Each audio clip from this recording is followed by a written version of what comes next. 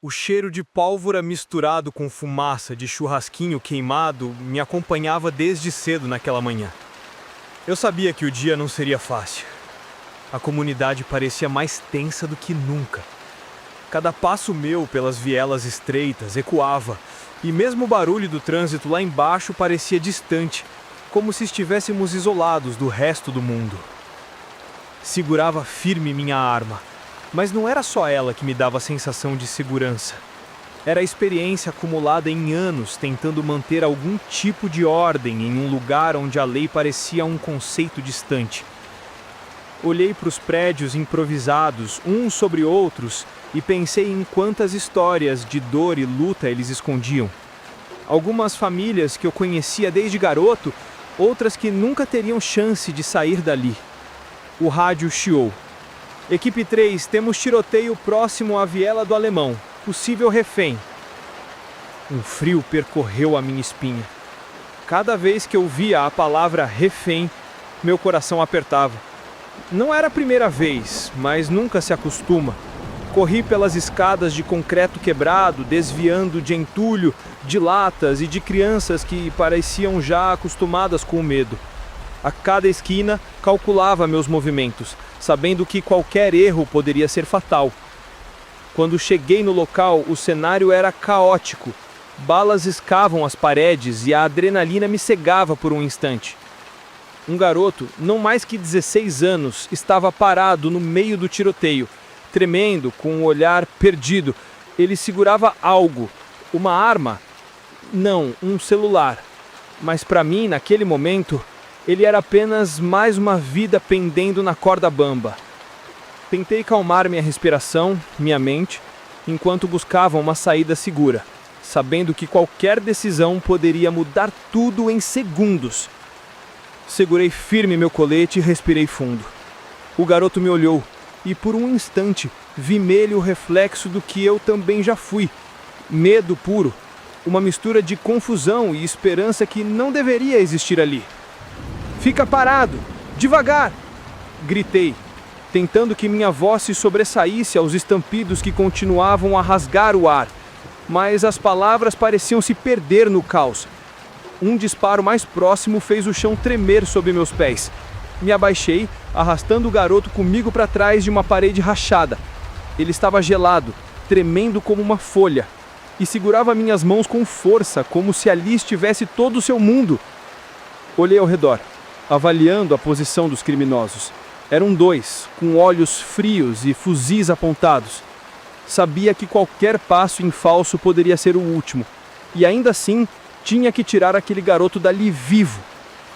Meus dedos tremiam levemente ao radiar. "Equipe 3, preciso de apoio agora! Refém localizado, situação crítica!"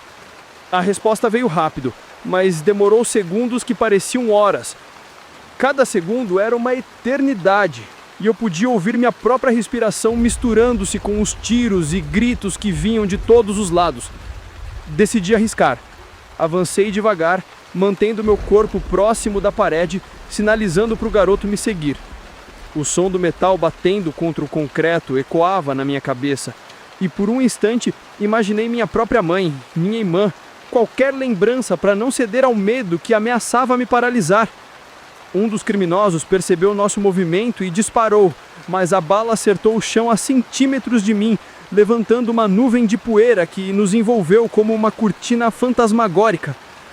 "Quase lá, só mais um pouco", sussurrei, sentindo o coração martelar contra o peito. A cada passo, a tensão aumentava e o senso de dever me impulsionava mais que o medo. Eu sabia que não podia falhar. Não hoje, não com aquele garoto nas minhas mãos. Chegamos a uma pequena escadaria que dava acesso à saída da viela.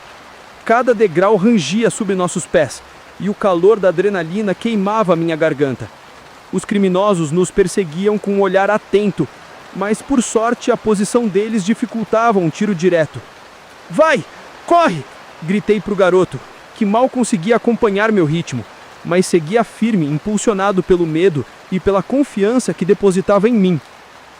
Quando estávamos prestes a alcançar a rua principal, um disparo ecoou próximo demais.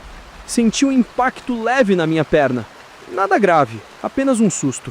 mas suficiente para me lembrar que cada passo era uma batalha. O garoto tropeçou e eu agarrei, puxando para cima. Ele olhou para mim com olhos cheios de lágrimas, e naquele instante percebi que cada risco que assumi, cada patrulha em meio ao caos da favela valia apenas por momentos como aquele. Uma vida salva, um sorriso que desafia o medo.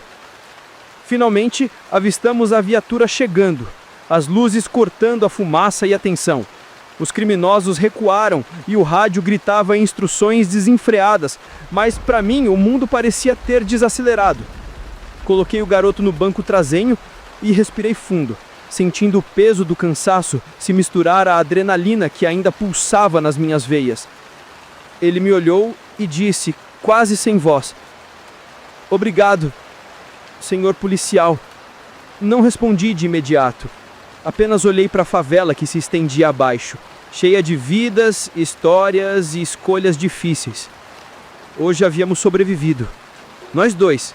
Mas eu sabia que amanhã seria outro dia, outra corrida, outro risco. Ser policial ali não era só profissão. Era um pacto silencioso com cada alma que ainda tinha esperança de escapar do caos.